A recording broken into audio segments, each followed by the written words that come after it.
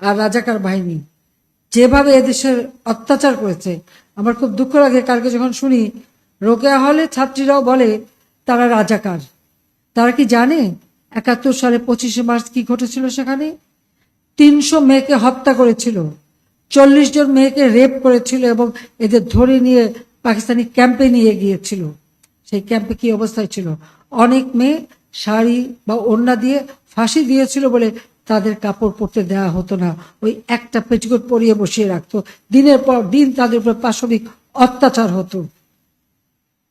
তখন যখন তাদেরকে উদ্ধার করা হয়, এমনকি একজন আমাদের মিত্র শক্তি ভারতীয় একজন শিখ সৈন্য তার মাথার পাগড়ি খুলে ওই উদ্ধারকৃত মেয়েকে তার গায়ে পেঁচিয়ে তাকে উদ্ধার করে নিয়ে আসে।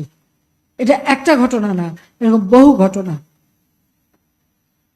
আমাদের মেয়েরা বসে থাকতো না, তারাও কিন্তু কাজ করত।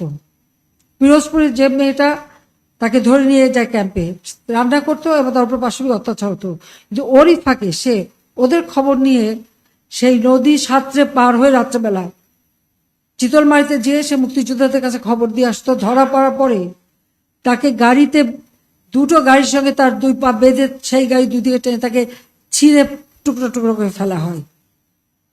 এইসব অত্যাচার, রাস্তায় রাস্তায় লাশ পড়ে থাকে, এরা দেখেনি, তাই নিজেদের রাজাকার বলতে তাদের লজ্জা হয় না।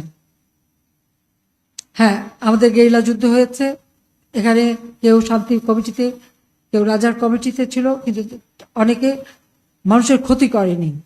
কিন্তু যে বাহিনীগুলি তারা তৈরি করেছিল, তাদের হাতে অস্ত্র দিয়েছিল এবং তাদেরকে দিয়ে মানুষের ক্ষতি করত, অত্যাচার করত এবং লুটপাট করত, গণহত্যা চালাতো। তাদের বিরুদ্ধেই আমরা ব্যবস্থা নিয়েছি, তাদেরকে বিচার করে তাদের ফাঁসি, অনেকের ফাঁসিও দিয়েছি। তাদের বিচার করে এই যারা তাদের দ্বারা নির্যাতিত, তারা ন্যায় বিচার পেয়েছে। দুর্ভাগ্য যে এখন যখন শুনি সে মেয়েরাও স্লোগান দেয়, এটা কোন দেশে আমরা আছি? এরা কি চেতনায় বিশ্বাস করে? কি শিক্ষা তারা নিল? কি তারা শিখলো? সেটাই আমার এখন প্রশ্ন। যে মুক্তিযুদ্ধ আমাদের গর্বের, জাতির পিতার একটি ডাকে এদেশের মানুষ ঘর বাড়ি পরিবার পরিজন সবকিছু ছেড়ে দিয়ে রণক্ষেত্রে চলে গেছে, জীবনের মায়া ত্যাগ করে যুদ্ধ করে বিজয় এনে দিয়েছে।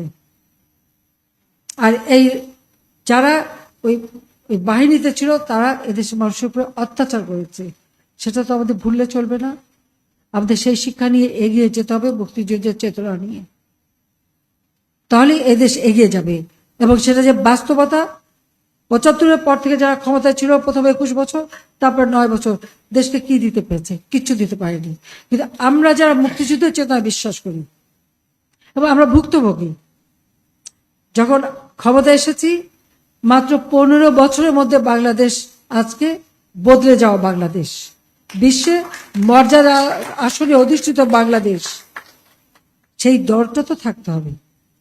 এটা অত্যন্ত দুঃখজনক যে আমি আর কথা না বাড়িয়ে এটুকু বলবো যে অনেক সময় নিলাম, অনেক লম্বা বক্তৃতা দিয়ে ফেললাম। আপনারা ভালো থাকেন, সুস্থ থাকেন এবং আজকে যারা পুরস্কার পেয়েছেন তাদেরকে আবারও ধন্যবাদ জানাই।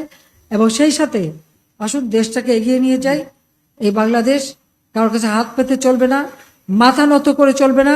বিশ্ব দরবারে আমরা মুক্তিযুদ্ধে বিজয়ী জাতি হিসেবে মাথা উঁচু করে চলবো, সেই বিশ্বাস নিয়েই আপনারা আপনাদের উপর দায়িত্ব পালন করবেন।